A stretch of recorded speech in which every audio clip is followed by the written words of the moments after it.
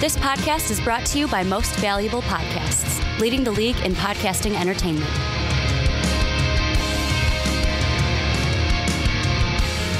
All right, everybody, and welcome to episode 9 of The Outcast with Buzz and my man Juice here.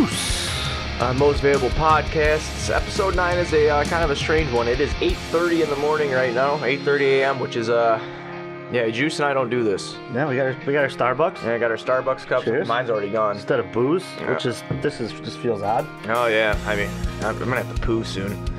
I don't drink coffee too often. But we have a very special show planned for you guys today. It's a different one. Like we were saying in our last podcast, episode 8, that episodes 9 and 10 are probably going to be filmed and recorded this week, with starting with 9 today. And we have a very, very special guest that we're very pleased to introduce to you guys. Danny Parkins is going to be on the show today. Got some questions for him, regarding all Chicago sports and whatnot. And Yeah, giving you guys a slice of home if you're not from Chicago. Danny does 670 The Score. He's the afternoon host with Danny Mac. We've reached out to him, and he agreed to be on. And we're thankful that he had the time to sit down with us at 9 o'clock today, and we're gonna have a good time. It's gonna be a fun show. We're excited. oh yeah, it's pretty cool. Finally, we've been grinding. Hard work pays off. So we're pretty excited to have somebody who's so well known around the Chicagoland area, Chicago, Chicagoland, whatever. Even up in Wisconsin, 670's broadcasted. So Danny's, they're everywhere. Yeah, Danny's well known. Make sure you check him out on 670 The Score. You go to 670thescore.com to live stream his show. He is the afternoon show, which is 1 to 5, I believe. Yep, is 1 to 5. Danny. So Pending a Cubs game, which yeah, right. So yeah, but but make sure you check him out. And Juice, excellent work getting him even lined up to come on with us. And it was easy. He's just such a great guy. Yeah. Nice and approachable. So everybody needs a little help sometimes, and it's really cool that Danny's coming on just to show us some love, answer some Chicago sports questions, so that we can give it back to our fans that watch us. It's just full circle type thing. yeah, and for you listeners, this is going to be mostly Danny kind of talking. We're going to kind of take our back seat here and pick his brain for a little bit, because he's the one in the trenches. We are not. We're just speculation. But we finally got a guy who's going to be on here who's he's in the trenches. He knows what he's looking at, because he talks with people who are with these players every day. Right, and like you said on the last podcast too, something that really sticks with me, and him and I were talking about it last week, is exactly what he said. Danny's in the trenches, and we were speculating on everything, but he's, Juice said, for Chicago, by Chicago. We're 2 Chicago products, so we're going to bring you just 3 Chicago dudes here talking about sports, and it should be a really fun show. I'm pretty excited for this to, orchestrate our first interview here, have that rolling, so should be cool. Right. Plug the network there, Buzz. Okay, so if you are watching on YouTube, be sure to like, comment, and subscribe on this video, and on all of our videos, for the Outcasts, for the Primetime Podcast, for the Onside Kick, and for the Fast Break. Like, comment, and subscribe, youtube.com/mostavailablepodcasts. Also, if you are listening on iTunes to any of us, please drop a 5-star rating and a comment down below on why you chose to listen to us. If you would like to learn more about us or get yourself a cool-ass t-shirt, go to mostvaluablepodcast.com and get yourself a t-shirt, learn about us, see all the shows that are on there, even read an article that was dropped by Ricky. I don't know if you saw that. Yeah, Kawhi Leonard, right? Yeah, so you can check that out. Also, if you want to, you can go to patreon.com/mostvaluablepodcast. You can donate to earn yourself some cool prizes and whatnot. Also, please check out sportsmockery.com for all your sports literature needs, where I write for the Chicago White Sox, and got some other, awesome guys over there. Cover all Chicago sports, from, the Bulls to the Hawks, to the Sox, to the Cubs, and to the Bears. So be sure to check all that out. But without further ado, we're going to introduce you guys here to Danny Parkins, and we're going to get on with our interview. All right, and we're here with Danny Parkins from the Score, the afternoon show. How we doing, Danny?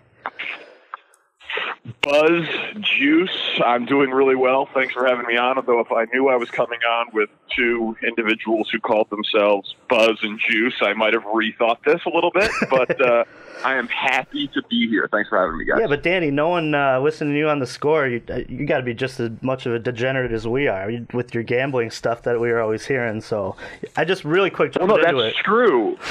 Yeah, no, that's true. But that's why I try to normally associate myself with more reputable characters, people that hide it a little bit more so that I can be out there in the open. But I'm now like the clean-cut guy on with this crew. So just really quick, do you got a lock for us tonight for gambling or no? There is no such thing as a lock, my friend. Any gambler will tell you that. No, my plays have all been outright disasters recently. So, no, I would stay as far away from whatever I might suggest. All right. So we're just going to jump right in here to some Bears talk. I wanted your opinion on the Bears draft. Both me and Buzz here, we gave the draft a B+. I know this is tough to do, too, because obviously we haven't seen these kids on the field yet, and it's so hard to pick, coming off of transitioning from college to the pros, but we just wanted your opinion on what the Bears did at 8 and kind of throughout the draft.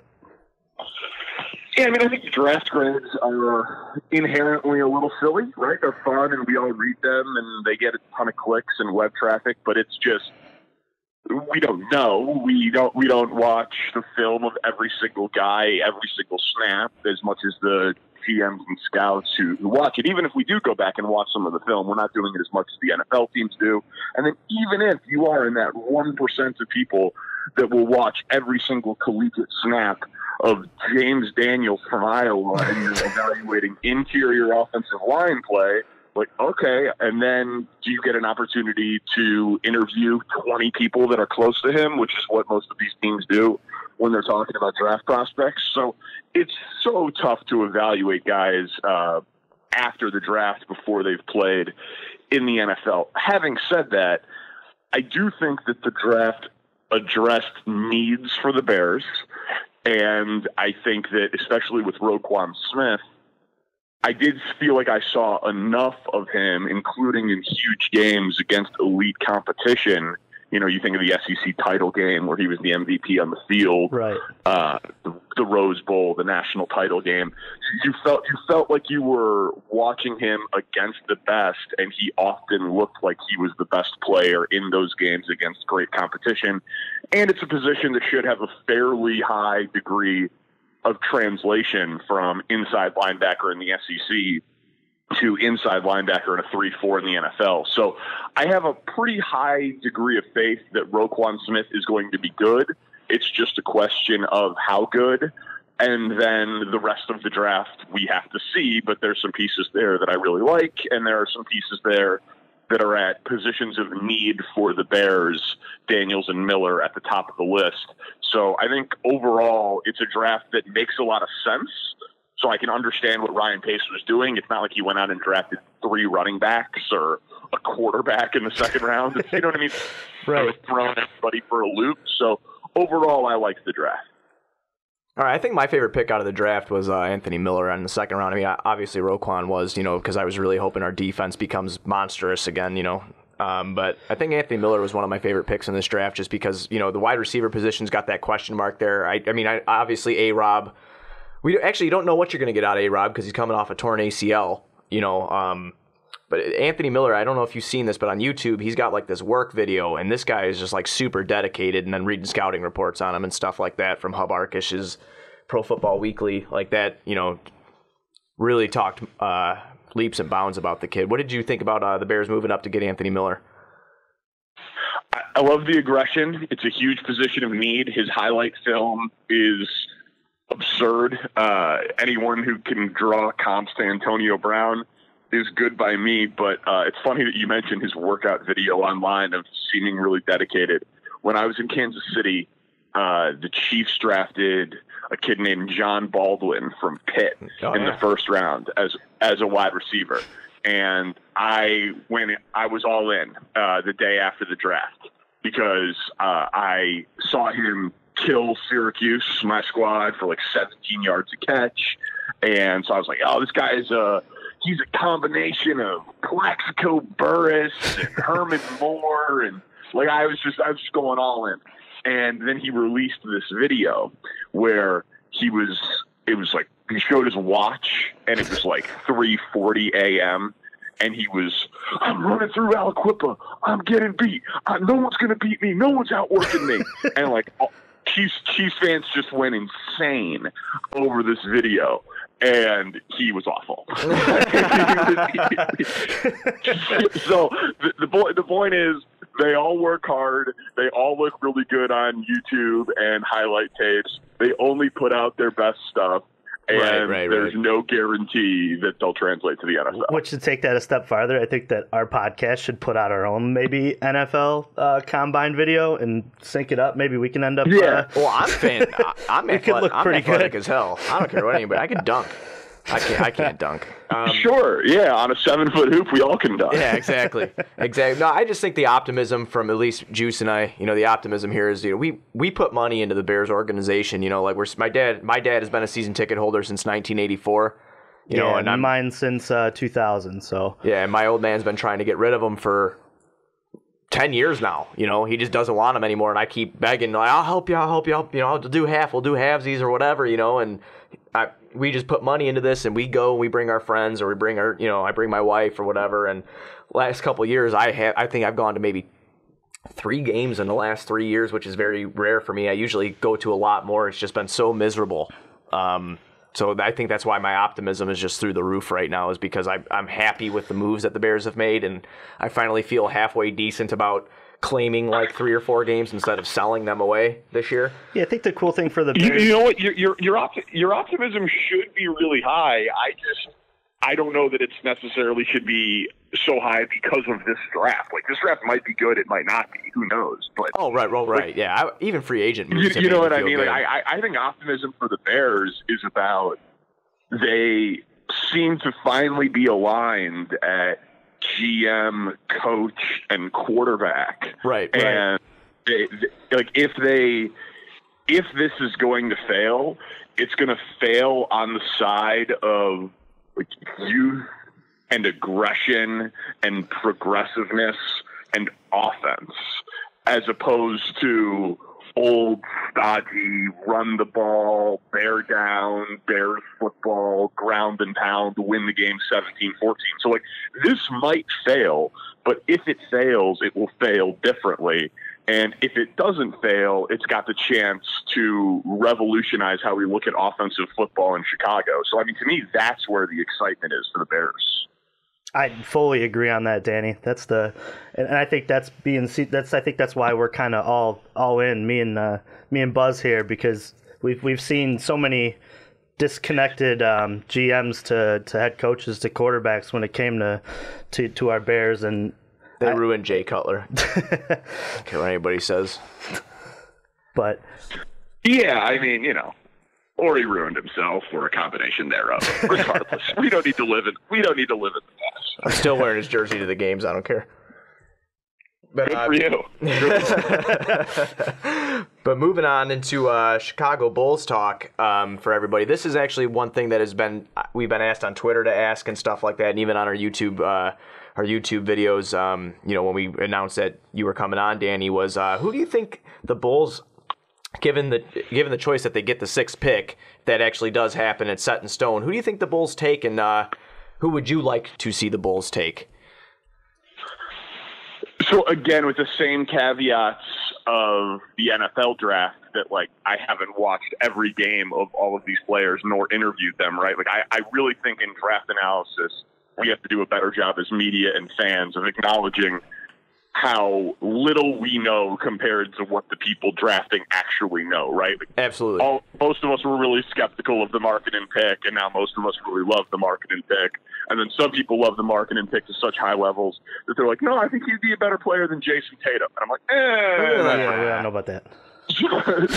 So we've got to do our best to remove bias from this and acknowledge that even if we don't really believe in Garpax, they still know a hell of a lot more than we do.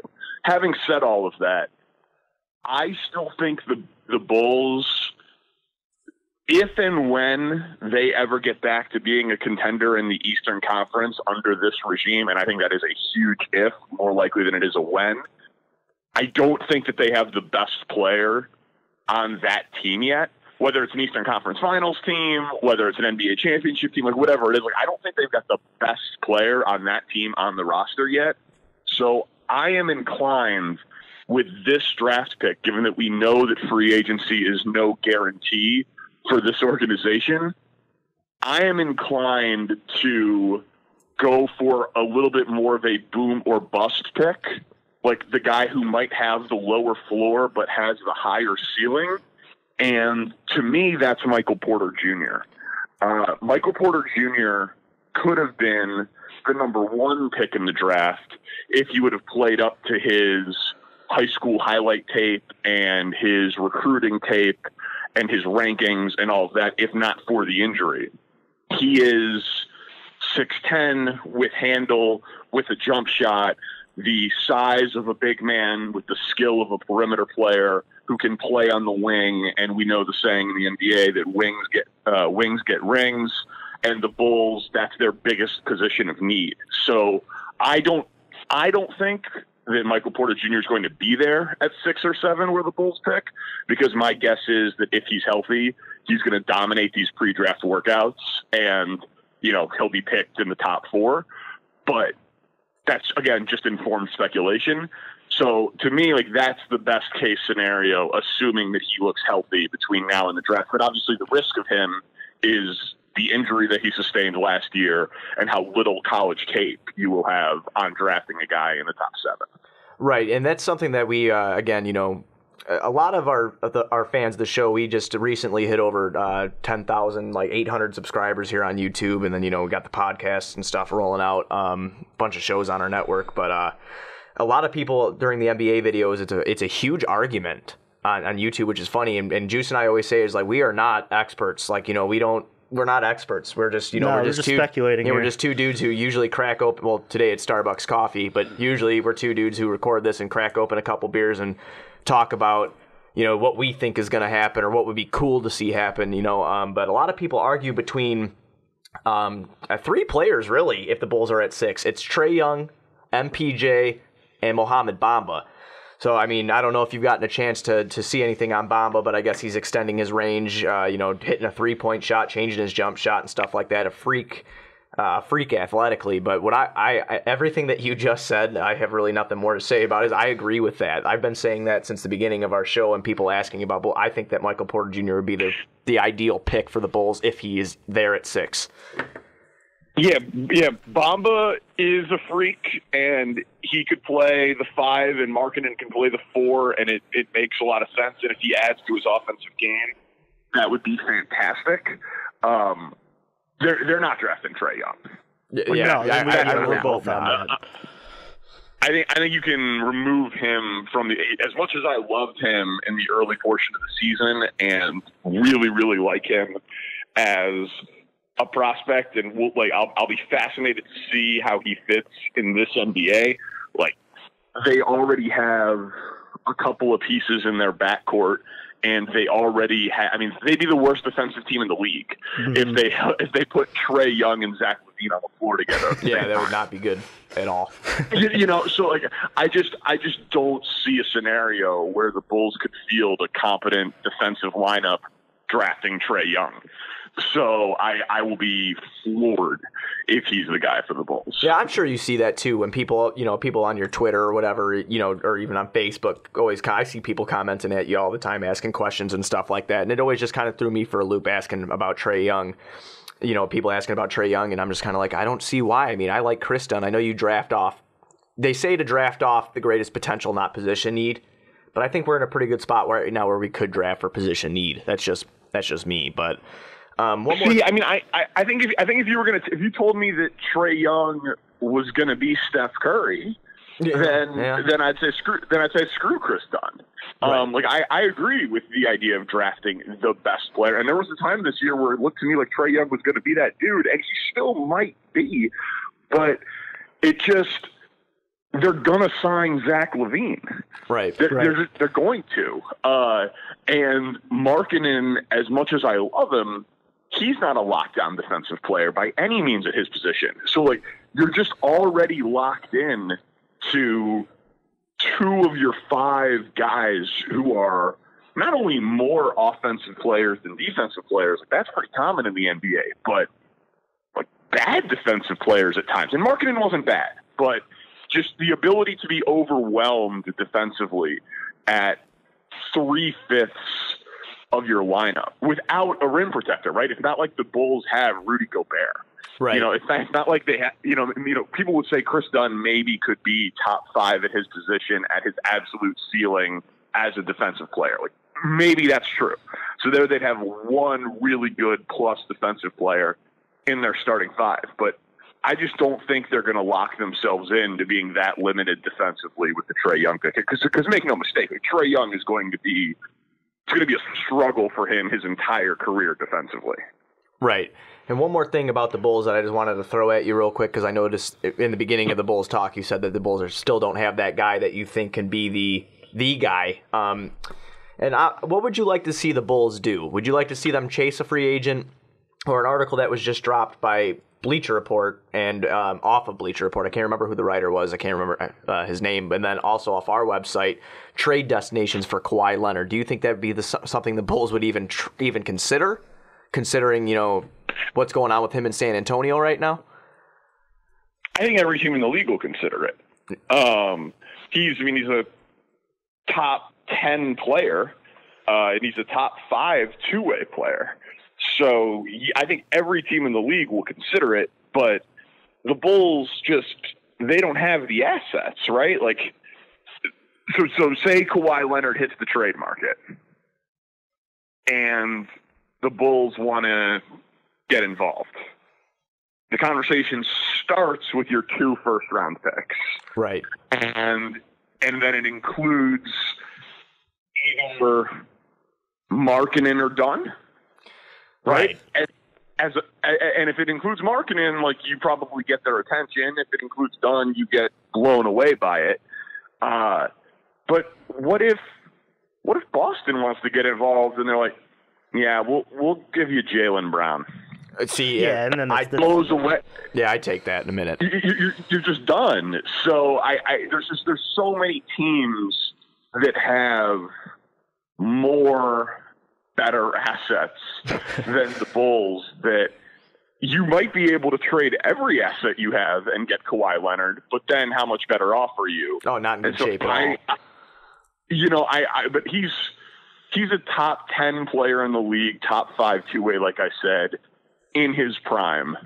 So those kind of guys if they get traded, they get traded for absolute hauls, and it's because of a really unique circumstance, which is what's going on in San Antonio right now. So I just don't think the Bulls and their timeline matches up. Like, I could see him in Philly, I could see him in Boston, I could see him with the Lakers. Like, I don't know that I could see him with the Bulls. Well, that was my pick for Kawhi Leonard. I actually thought that he ends up in Los Angeles, and then they start building up, and then you have a fun reincarnation of the Boston-LA series from back in, you know, the 80s there. But I just don't see him coming to the Bulls, and I've told people that before, but they wanted me to ask, so I asked, you know. So, oh no, of course. I mean, I think it's a great conversation, and it would be amazing if it happened. I just don't see it happening. I'm not holding my breath for that one. Absolutely. So transitioning into some Cubs talk, I think for me, listening to I travel a lot for work. What I enjoy the most is your days with Albert Almora. And last week, the interview about his defense, and you asking him if he's locked in on defense, if it's possible to be. Obviously, you're locked in on the plate. We see Javi Baez and Almora there for a while being locked in at the plate. But you asked him if it's possible to be locked in defensively. And I think that was a cool answer that he came back with, saying he tries to be locked in defensively every day. Kind of transitioning into the team aspect of it, we've seen the Cubs not play the best defense to start this year off. As they sit, they rank 26th defensively in the MLB. But I just wanted to hear your thoughts. Do you think that it's Because obviously when the World Series run happened, they were one of the better teams. Do you think it's just fluke stuff, or do you think the Cubs really have a problem here defensively? No, I think it's mostly fluke stuff.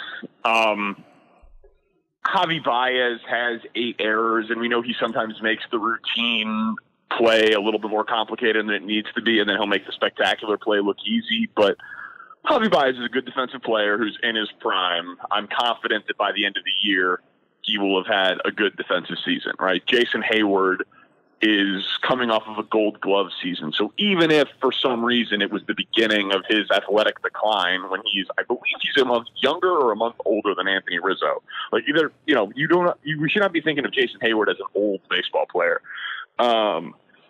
He's going to be fine. And there's been some weird circumstances with the ball and the lights and the sky and it's some weird things. It's not like he's been a butcher out there. So overall, I think they're going to be fine. And then they've had a few injuries, and there have been some freaky weather games and all of that. So I think the Cubs defense is going to be fine, especially because it looks like Albert Almora is going to get even more playing time than many of us had hoped in center field. So that's the only make their outfield defense even better.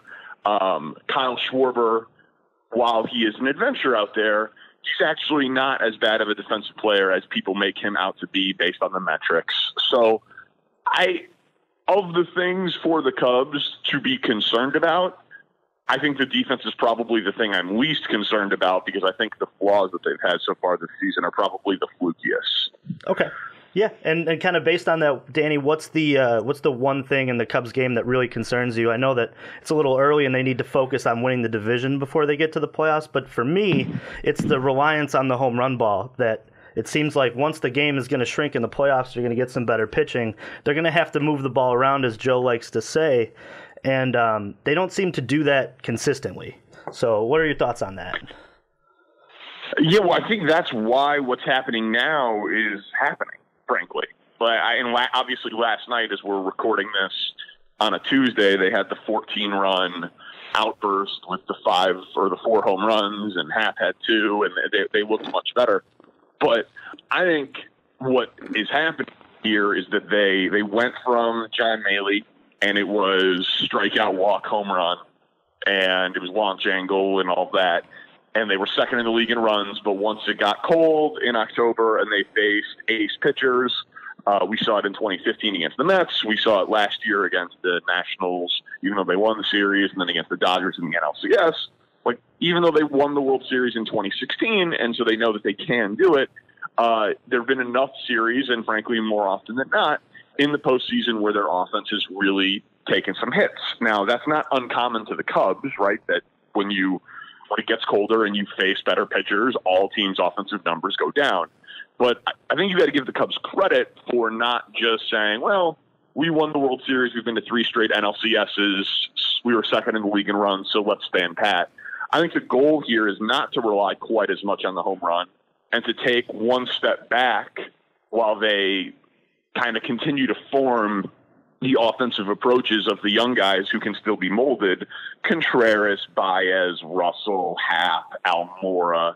I think I said Contreras. Like guys like that, like the 25 and under crowd on the team, because Zobrist is what he is, Rizzo is what he is, Bryant is what he is, and Hayward is what he is.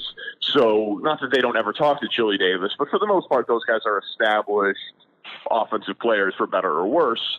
And so my guess is that what's going to happen here is we're going to see even more inconsistency early as the young players continue to adjust to the new approach. And that's a tough thing to do as you're playing and going through a season at the major league level.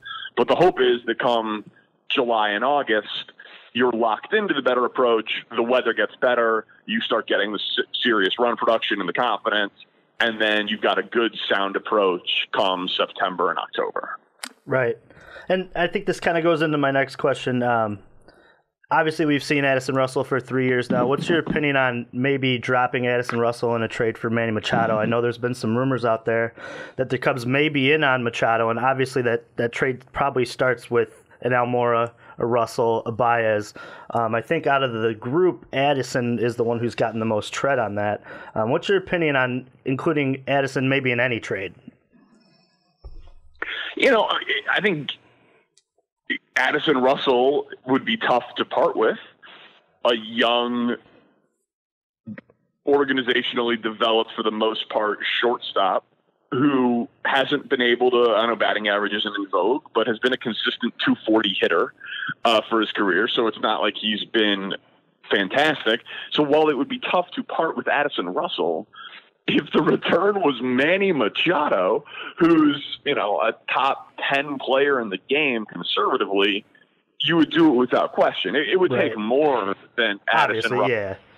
To get him, and that's where it gets complicated. And you'd have to trust Theo and Jed that if they traded Russell and Almora, or Russell and Happ, because they don't exactly have a lot of organizational depth in terms of prospects to get Manny Machado, you have an expectation that they're signing him to a contract. Yeah, you need a commitment back from him if you're trading, assets that you developed and having, your farm system kind of depleted from calling everybody up. You definitely need a commitment that he's coming back. Right, and then you get into a conversation about how many of your guys are you going to be able to extend long term. I think Russell's a no-brainer that he'd have to go in that because Machado wants to play short, and the other position he can play is third, and they've got an MVP over at third. Yeah, you're not moving Chris Bryant. Yeah, I think that and I would be surprised if they would trade Baez with Russell, just because they spoke so glowingly, kind of publicly and behind the scenes, about how much they love that their infield is intact. Right. Bryant, Russell, Baez, Rizzo, Contreras. For as much as people harangue about the lineup inconsistencies in terms of the order, they don't care about that, and they shouldn't. They had 130 different batting orders when they won the World Series in 2016. But the consistency that the Cubs have is in that infield. And so that helps the pitchers and continuity and defensive chemistry and all of that stuff. So I'd be floored if they included Baez with Russell in a trade for Machado. And overwhelmingly likely they're not going to trade for Manny Machado. But it's a really fun thing. It's a really fun thing to guess about, Yeah, absolutely. Trade speculation is, especially here online and with the pod, everybody's always asking those kind of questions. Like, it's trade speculation and everything like that. And that's, although the majority sometimes of the NBA talk lately has been trade speculation, and same with NFL, free agency, trade speculation, all that. But the whole Manny Machado thing, I actually write for Sports Mockery for the White Sox, and I actually wrote an article about Manny Machado coming to the South Side. Wellington Castillo had made some comments, about Manny Machado. So I don't want to hear him going to the North Side. I want him to come to the South Side. So I think we're in need. I think it'd be incredible if the White Sox got Manny Machado. Yeah. I think it'd be amazing. I think that'll be in free agency though. I don't want to trade anything for him.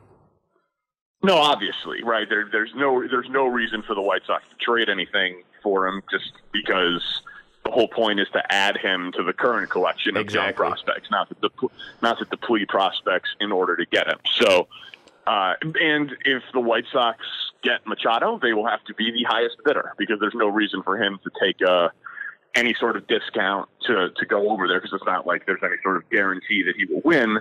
Like there is a guarantee that he wins if he goes to the Cubs, right? Not necessarily a guarantee that he wins the World Series, but there is a guarantee that if Manny Machado signs with the Cubs, that he will be playing postseason baseball. Exactly. There is not a guarantee if he signed with the White Sox, so they would have to be the highest bidder, which most teams are in free agency, including the Cubs. Right, and then just going into the Sox, since we're talking about him, Juice is a North Sider. I'm a North Side fan, but I'm a South Side fan. I love the Sox. One thing I wanted to ask you is if you thought Yoan Moncada could be an effective leadoff man. And Ricky Renteria was messing with the lineup right when I felt Yoan Moncada was finally, finding his stride. And he moved him down, I think, 6th, for 2 games in a row in the lineup. And I was just kind of confused by it after he was putting the bat on the ball and, even swiping some bases and stuff like that. As of last podcast, I've been working a few days here, but as of last podcast, the White Sox were 2nd in the MLB in stolen bases. They were 1st in the American League. I know Moncada got hurt, but do you think he could be an effective leadoff man where they have had him all year? Yes, but I also don't know how much that ultimately will matter for him, right? Like he just has to become a good, consistent offensive player. the original comp was Robinson Cano. Okay. So I wanted more power, and his hard hit rate suggests that he can do that, right, and be more of like a 2 or 3 hitter. Mm-hmm. So as weird as it sounds, like I don't want to cap him as a leadoff hitter when you're quoting things to me like stolen bases in terms of like an old school traditional mold of what a leadoff hitter is. Like I think that Yoan Moncada hopefully is either the best or second best offensive player on the White Sox when they're competing consistently for the American League Central with him and Eloy Jimenez, right? And I think most people think it'll be Eloy, and understandably so. Oh, he's on a tear in Double-A right now. Right, exactly, and that's all well and good, but for now it's Double-A. Right. And so I think, I think that for Moncada as the centerpiece of the sale trade, if he's your leadoff hitter, it's fine, it's super valuable, but I would still be holding out hope for 30 home runs and, that type of run production also. So, while absolutely, I'm with you, and he's had the hamstring injury, and overall, to me, it's about player development, not necessarily where he fits in a lineup when the team is really good. And so dropping him to 6 this year, that doesn't matter. Like it's just about getting him his at-bats and his plate appearances and forming whatever his offensive profile is ultimately going to be. And do I think it's a leadoff hitter? I guess I'd bet against it. I'd bet on more of a 2-3-4 type of hitter. Not 4 probably, but you know what I mean. Like I'd probably bet against him, but he does take a lot of pitches. He is really fast on the base paths, so it's not out of the realm of possibility, but I still think that there's a lot more power to come from Yoan Moncada, and I think Sox fans should be hoping that there is. Yeah, my hope is for him is he's a 30-30 guy. That was my hope, and that's what I said in the beginning of the season. I would like to see 30 home runs, 30 stolen bases, especially when they put him at the leadoff position. It was just an exciting thing. So I was like, man, I'm 30-30 guy, because there hasn't been one in Chicago since I think we said in the podcast it was Sammy. Was that 30, wasn't he? Yeah, that would be. I think Sox fans would sign up for 30 and 30. Yeah, it'd be pretty awesome. And then just one more question I had about the Sox for you. I was going to ask you about the Avi Garcia thing, but I don't even want to do any more trade speculation. Out of everybody, all of our right-handed pitchers down in the minors right now, Single A, Winston-Salem, Double A, Birmingham, and Triple A, Charlotte. Who are you most excited about besides Kopech? Because everybody's talking about Kopech. So I was, who are you most excited about as our top pitching prospect down there? Well, again, it's the same conversation, right? Like I'm not going to claim like I am some sort of scout and I have seen 100 minor league innings in person of any of these guys. So it's just basing my opinion off of other stuff that I've read or people that I've talked to, which, I guess I could talk to some more people than the average fan, but right. I trust some people. I trust some. But you know what I mean? I think that so many times people are disingenuous with this. The truth is that pitching prospects, if you hit on 25 or 30% of them, you're doing okay. Right. It's a success rate. So you're a Sox fan. Name, and include Fulmer and Lopez and Giolito, right? And then go all the way down and give Dunning and Hansen and Kopech and keep going.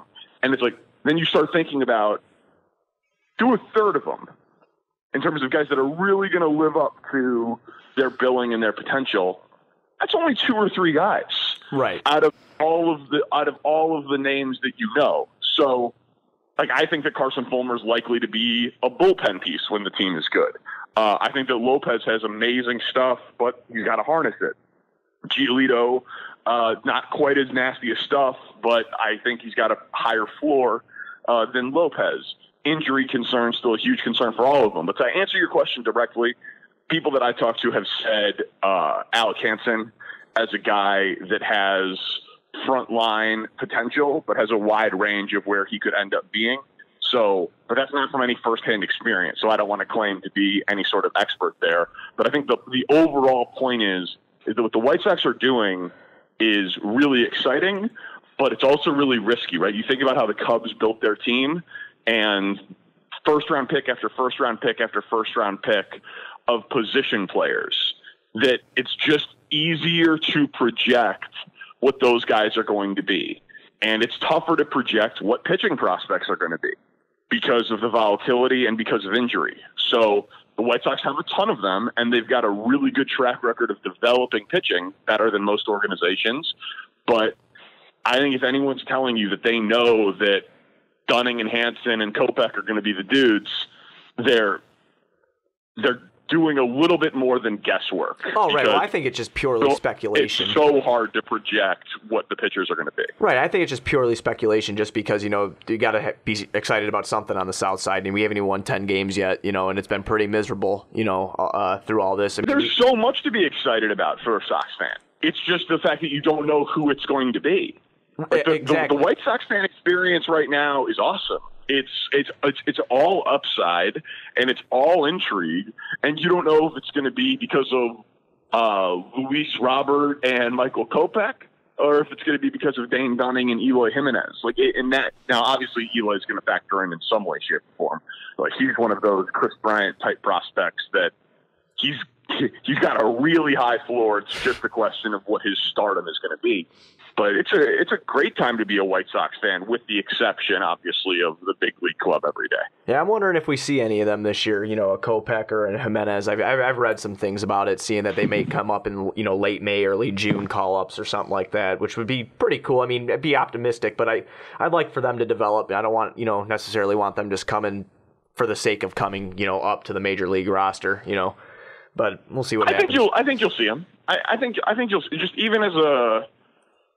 I think you're going to see them, even as a cookie for one or two of them as a September call-up to get the big league experience. Like, there's nothing wrong with that. That happens all the time.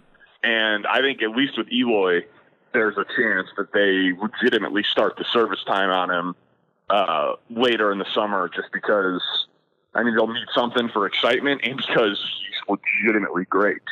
Right. So I think you'll see it, but they're doing it smartly. They're not going to do it and jeopardize, a year of club control on the back end just for the excitement on the front end. They're doing it the right way. It's just a question of whether or not the guys are good. Yeah, absolutely. Well, Danny, we want to thank you so much for coming on today and taking, time out of your day, especially when you got to work, and do your thing for hours. I always admire that. You can go on, live on air and talk sports.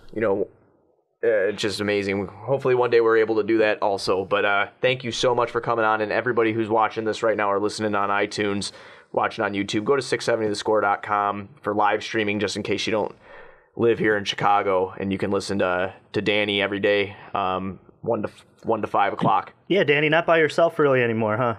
Danny Mac came back, huh? Yeah, Mac is back. The show's 1 to 6. Oh, 1 to 6, my fault. 5 hours. No worries. No, but thank you guys, seriously, for having me on. You guys do a great job, and you've totally made me rethink my profile of grown men who identify as Buzz and Juice. So you guys are shattering expectations. It was fun, and I'm happy to come on anytime. Oh, but we really appreciate your time, man. It really means a lot to us, and hopefully we run into each other, at a Bears game. That offer still stands. If you ever want to go to a Bears game, just hit one of us up. Just come by for a tailgate, Danny. Oh, yeah, that too. All right, yeah, man, no problem. Hit me up. I'll be out there. All right, you have a great day, man. Have a good show. All right, thank you, guys. Appreciate the time. All right, take care. So that was us with Danny Parkins from 670 The Score, and I'll tell you something right now. He is he was just a great guy to do this with. Very, very happy that he came on the show, even took his time just to talk to us and everything like that. It means a lot to Juice and I. So this hopefully will be dropping very soon. And for Juice, I am Buzz. You guys have a good day. Have a good day, and we'll be back for episode 10, which will be being shot and recorded on Thursday. You guys have a good one. Take care.